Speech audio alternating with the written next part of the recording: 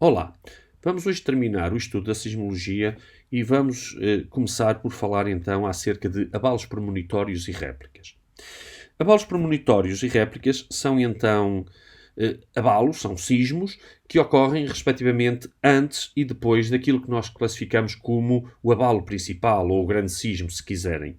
E o que é que caracteriza o grande sismo? O que caracteriza é a sua maior magnitude. Portanto, isso implica o quê? Implica que quer os abalos premonitórios, quer as réplicas, são sempre abalos que terão menor magnitude do que o abalo principal. Isto acontece porque quando as rochas libertam bruscamente a energia, pode dar-se o caso de não a libertarem toda de uma só vez e irem libertando essa energia ao longo de algum tempo. Podem ser horas, podem ser dias, podem ser semanas. O facto de eu dizer que o abalo principal é o abalo que liberta maior quantidade de energia, e daí ter a maior magnitude, não significa, meus amigos, que seja o que tem maior intensidade. Não se esqueçam que a intensidade é uma escala que mede os estragos. E reparem, fruto de abalos premonitórios, fruto de abalo principal, as estruturas podem ficar frágeis e depois virem réplicas. Muitas delas são extremamente violentas. Atenção, o que caracteriza a réplica e o abalo premonitório é que tem menor magnitude do que o abalo principal, mas não quer dizer que seja uma magnitude muito pequena ou desprezável, atenção.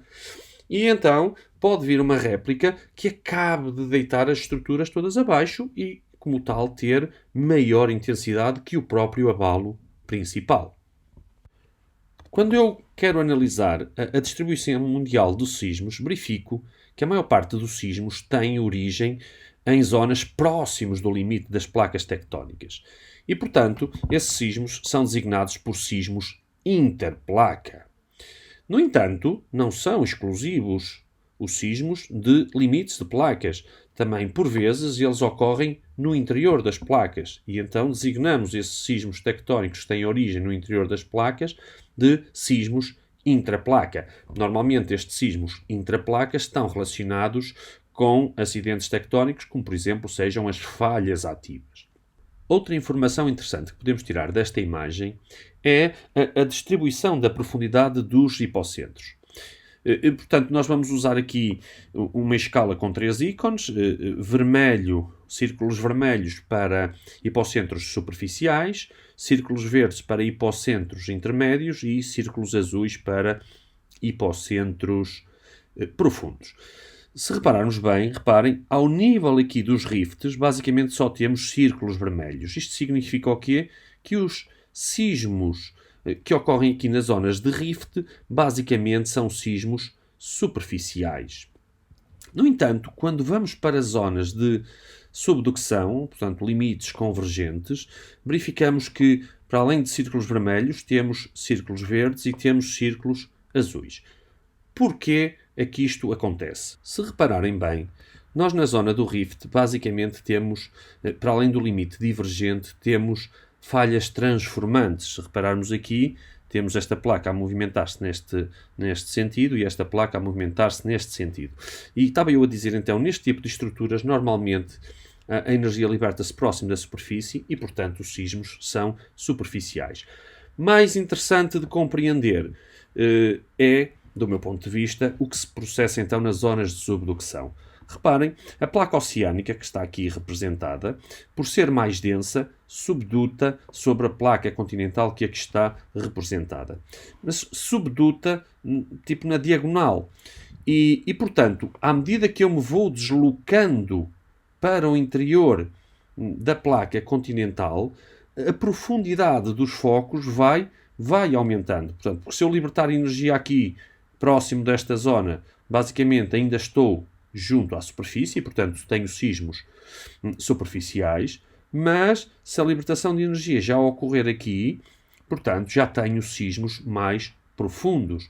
Daí que esta distribuição dos focos muito característica nas zonas de subducção e que muitas vezes nos pode ajudar a compreender o sentido de movimentação das placas.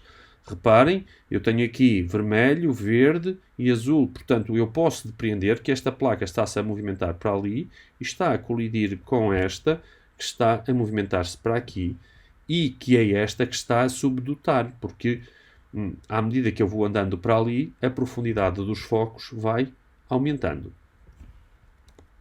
Uma pergunta que vocês costumam fazer é como é que se originam os tsunamis? Ora bem, os tsunamis são originados quando ocorrem deslocamentos verticais, saliento, de blocos rochosos, normalmente no fundo do oceano. Ou seja, de uma maneira mais simples, quando há sismos que têm o epicentro no fundo do mar e que na formação desse sismo existiram movimentos verticais dos blocos. Esses movimentos verticais vão efetivamente provocar perturbações na coluna de água, que vai, ao fim e ao cabo, gerar deslocamento na própria água, na superfície do mar, e, portanto, originar o tal de tsunami.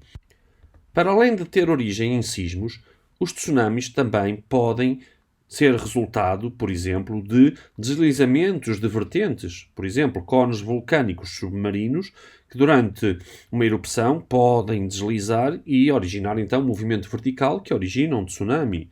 Por exemplo, vulcanismo submarino, portanto, o vulcanismo explosivo submarino também pode provocar movimentos verticais e originar tsunamis. Relativamente a Portugal e à sismicidade em Portugal, poderemos verificar que ela será diferente nos Açores, na Madeira e em Portugal continental. O maior risco de ocorrência de sismos é nos Açores, devido à sua proximidade à dorsal médio-atlântica e também a estes limites de placas. A Madeira, uma vez que já está no interior da placa, está mais sujeita a sismos intraplaca. Quanto a Portugal continental, esta zona sul está próxima também deste acidente tectónico e, portanto, poderá eventualmente sofrer com a atividade sísmica dessa zona.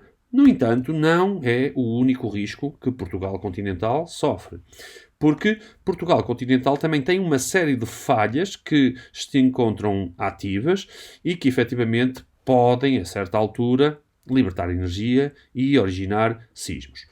Com base então neste contexto tectónico e com base também na sismicidade histórica, isto é, nos diferentes sismos que foram ocorrendo, foi elaborada uma carta de risco sísmico para Portugal continental.